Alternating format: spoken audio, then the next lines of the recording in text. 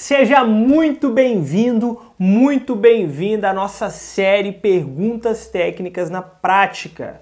Hoje nós temos muitos assuntos muito interessantes durante este vídeo, durante essa série. Hoje nós vamos falar sobre adubação foliar, vamos falar sobre adubação nitrogenada, vamos falar sobre pastagens, vamos falar sobre algumas características de alguns fertilizantes, entre outros assuntos muito interessantes. Então, fica com a gente até o final. Preview.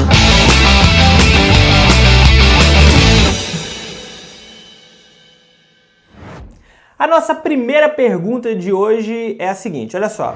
A pergunta dele é: qual a diferença entre ureia e nitrato de amônio? Será que as características são as mesmas? Será que a gente tem alguma diferença na reação? Vamos lá. Antes de eu te passar aqui um pouco das características quanto à utilização, vamos entender o que é cada um desses fertilizantes. Dá só uma olhadinha. Começando aí pela ureia. Como você pode perceber, a ureia ela tem 45% de nitrogênio, certo? A ureia é uma reação da amônia anidra e o gás carbônico sobre uma pressão. Esse nitrogênio ele tem que estar totalmente na forma amídica. O teor de biureto ele não pode ser maior que 1,5% para aplicação direta no solo e de 0,3% para aplicação foliar. Bom, começando então pela ureia. Como você pode perceber, estamos falando de um adubo amoniacal com uma boa porcentagem de nitrogênio. Tá? A gente considera a ureia um dos fertilizantes mais baratos por unidade de nitrogênio, certo? Então ele tem uma característica muito interessante. Agora, duas características negativas que a gente tem que levar em consideração. A própria reação da amônia, como você já sabe, a amônia ela pode ter um alto grau de volatilização, certo? Adubo amoniacal, então há uma grande liberação de amônia, ali, principalmente se você estiver em um ambiente um pouco mais seco no solo, se tiver baixa umidade, uma incidência de luz solar muito forte, enfim. Isso são características que a gente já falou em outro momento. Então nós temos essa característica que pode ser negativa e temos também o biureto. O biureto ele pode ser um contaminante. Hoje a maior parte das ureias já tem quase nada de biureto, mas em porcentagens altas ela pode ser sim contaminante, mas em contrapartida é um adubo mais barato aí por unidade de nitrogênio. Mas antes de fazer esses comparativos, vamos entender então sobre o nitrato de amônio. Olha só. O nitrato de amônio ele tem 32% de nitrogênio, ele é uma neutralização do ácido nítrico pela amônia anhídrica, pela amônia anidra, bem parecido lá com a ureia. Aqui vai uma característica importante, que o nitrogênio, 50% dele vai estar na forma amoniacal e 50% dele vai estar na forma anídrica, então preste bem atenção. Agora a gente já consegue entender a diferença entre a ureia e o nitrato de amônio, amoniô, tá? Não é amônia. Então, olha a diferença principal. Primeiro, ele tem uma porcentagem um pouco mais baixa de nitrogênio, enquanto a ureia tem 45%, 46% de nitrogênio, podendo variar um pouco. O nitrato de amônio ele vai ter apenas 32%.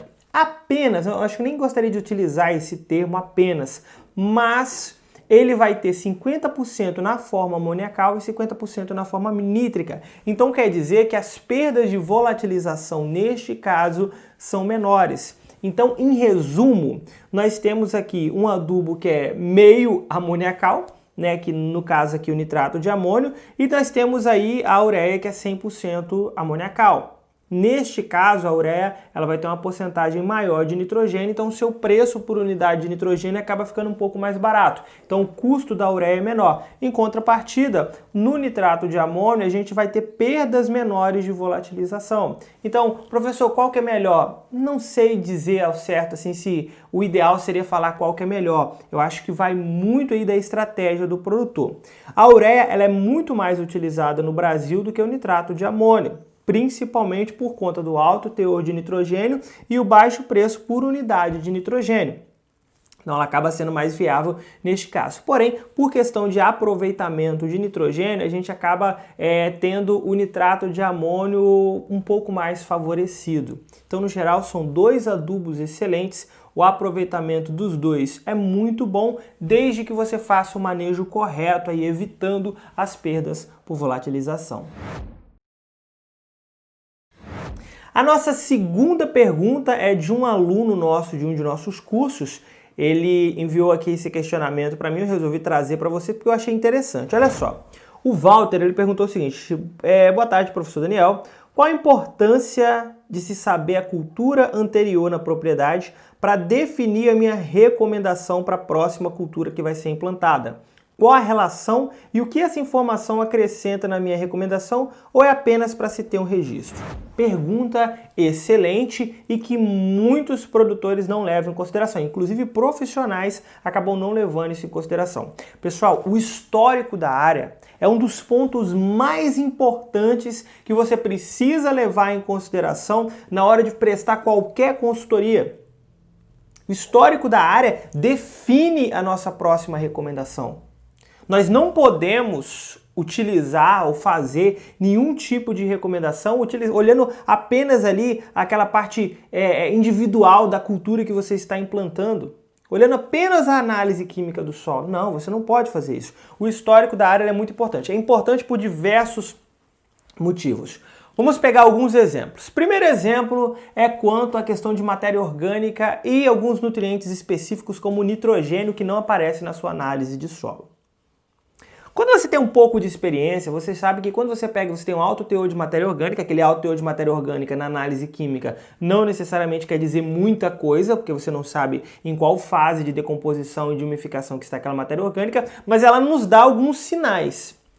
Quando você pega o histórico da área e você já verificou que é o seguinte, olha só, um ano atrás, no último ano ciclo, eu fiz adubação orgânica 2 vezes. Fiz 2 adubação orgânica bem concentrada. Opa, então quer dizer que eu posso ter um nível maior de matéria orgânica. Eu verifico também a textura do solo para poder estar entendendo se isso aqui está compatível.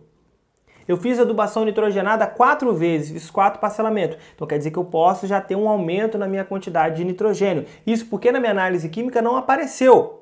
Então veja que eu consigo ter uma noção do quanto de nutriente que poderia ter naquele solo. E aí eu vou começar a adaptar a minha próxima adubação. Esse é um ponto importante.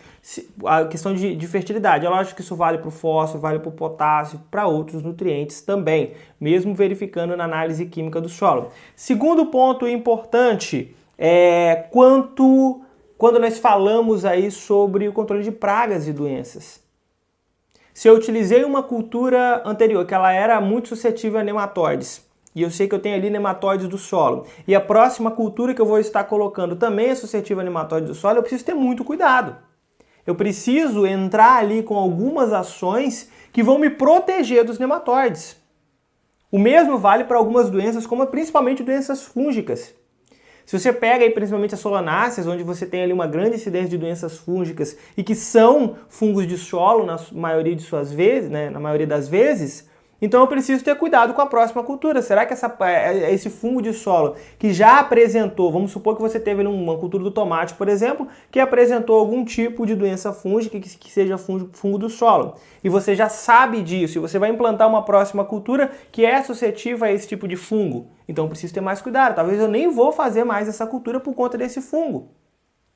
Entende? Então eu preciso estar verificando essas informações quanto à fitossanidade. Isso aqui é um outro ponto muito importante. Terceiro, a própria reação da... Como assim água? O que a água tem a ver? Tem muito a ver.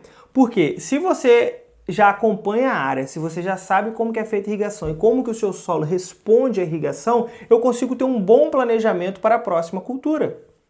Eu consigo saber como que eu vou estar como que eu vou estar manejando a minha irrigação, minha quantidade de água, ou seja, como que eu vou estar utilizando os recursos hídricos. Esse é um terceiro ponto importante. O quarto, quando a gente utiliza leguminosas, por exemplo.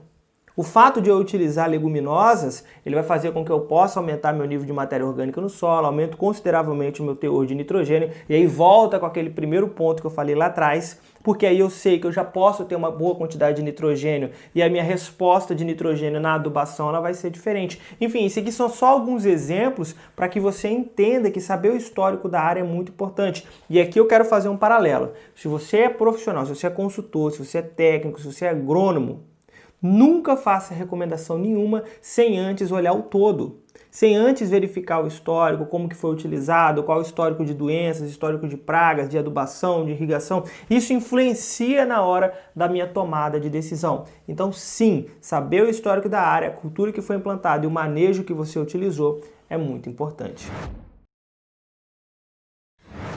A nossa terceira pergunta de hoje, ela veio do Instagram. Inclusive, se você não acompanha o nosso Instagram, eu te aconselho a acompanhar sim, o nosso Instagram, porque lá na nossa página, no Instagram, da Agriconline, lá no Instagram, a gente responde várias perguntas todos os dias. Tá? Todos os dias nós respondemos várias dúvidas, trazemos materiais diferentes, então muito interessante, muito importante estar acompanhando sim a nossa página no Instagram, porque é uma grande fonte de informação que a gente passa lá. Mas vamos lá, a pergunta é a seguinte, ó, seria interessante utilizar adubo orgânico na implantação de uma pastagem? Boa pergunta, porque quando a gente faz a implantação da pastagem, as pessoas ficam preocupadas, eu quero fazer minha correção do solo, quero já começar minha adubação de implantação, será que eu preciso fazer adubação orgânica? Pessoal, sim. A adubação orgânica é muito importante, principalmente em culturas onde você não vai fazer a retirada. Culturas perenes e também pastagens.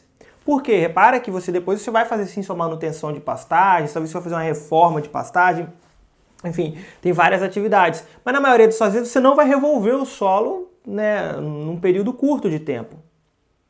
Então a adubação orgânica no plantio é muito importante. É importante por diversos fatores. Primeiro fator importante é quanto à própria condição química do solo. A fertilidade orgânica do solo ela é muito importante. A fertilidade orgânica do solo ela é muito importante. Eu manter o nível de matéria orgânica no solo, eu elevo a minha atividade microbiana, o que vai me ajudar na disponibilidade de nutrientes. Então isso aqui é um ponto importantíssimo.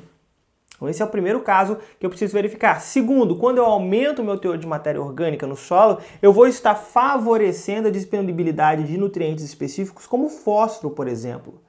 Fósforo, ele tem grandes perdas por fixação. E um dos pontos que influenciam nas perdas de fixação, influenciam para as perdas de fixação de fósforo é o próprio baixo teor de matéria orgânica no solo. Então preciso estar elevando. Então quando eu melhoro essa fertilidade orgânica no solo, eu melhoro a minha disponibilidade de nutrientes. Então sim, fazer adubação orgânica em pastagens ajuda muito. E o melhor momento para você estar fazendo adubação orgânica bem concentrada e bem feita é antes de estar fazendo a sua implantação. Então se você vai fazer a correção do solo, que eu te aconselho a fazer, a calagem em pastagens ela é muito importante antes de fazer a implantação.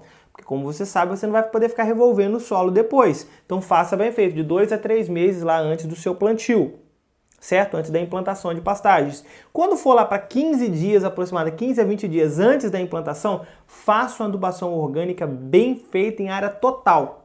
Em área total, não adianta fazer em áreas específicas não, em área total, bem feita, se possível incorpora essa matéria orgânica no solo e deixa ele por um período de 15 a 20 dias em descanso, para que haja tempo de estar fazendo aí a liberação de alguns nutrientes, estar melhorando ali essa fertilidade orgânica do seu solo. Tudo bem? Então sim, matéria orgânica na pastagem também é muito importante. A nossa quarta pergunta de hoje é de um de nossos alunos de culturas específicas, possivelmente aqui aluno do curso de produção de milho. Olha a pergunta dele, ele falou assim: professor, nessa recomendação para o milho me surgiu uma dúvida. A recomendação diz que eu tenho que colocar 30 kg de enxofre no plantio. Aí eu tenho o super simples e o sulfato de potássio como fonte de enxofre para adubação. Porém, o super simples fornece praticamente o triplo de enxofre recomendado, e o sulfato de potássio apenas forneceria 2/3. Nesse caso, devo tomar a minha decisão pela quantidade de enxofre disponível na análise de solo? Importante isso daqui. Por quê? No plantio de milho, a gente pode colocar o enxofre de diversas formas. A primeira forma que a gente acaba colocando de forma indireta, mas que cede uma boa quantidade é através da gessagem. Quando tem a necessidade da gessagem antes da implantação do milho, a gente acaba já cedendo a quantidade de enxofre que a gente precisa. Porém, no plantio é um momento que a gente vai colocar todo o fósforo agora no plantio, segundo a recomendação dele, então você já pode ceder a quantidade de enxofre que a cultura precisa. E essa é a forma mais recomendada. Eu, particularmente, eu prefiro estar fazendo estar colocando toda a quantidade de enxofre logo no plantio. E a gente faz isso com os adubos fosfatados que contêm enxofre, como, por exemplo, o superfosfato simples, que é o caso desse nosso aluno. Então a utilização de superfosfato simples, ela pode sim ser muito interessante. Segundo o cálculo dele, ele já vai estar cedendo aí uma quantidade até mais do que precisa. Tem algum problema nesse caso? Não. Agora, eu preciso estar verificando também, como ele já colocou aqui no final, minha análise química. Por quê? Isso aqui é um ponto importante. Se na sua análise química o enxofre ele estiver alto ou muito alto, ou seja, eu já tenho uma grande quantidade de enxofre no solo, ou até mesmo eu já coloquei o gesso lá no solo, se você colocar também o superfosfato simples, você pode exceder demais a quantidade de enxofre. E aí sim eu posso ter alguns problemas aí de indisponibilidade de nutrientes, porque o excesso de enxofre pode sim ser prejudicial em alguns casos, dependendo do seu manejo.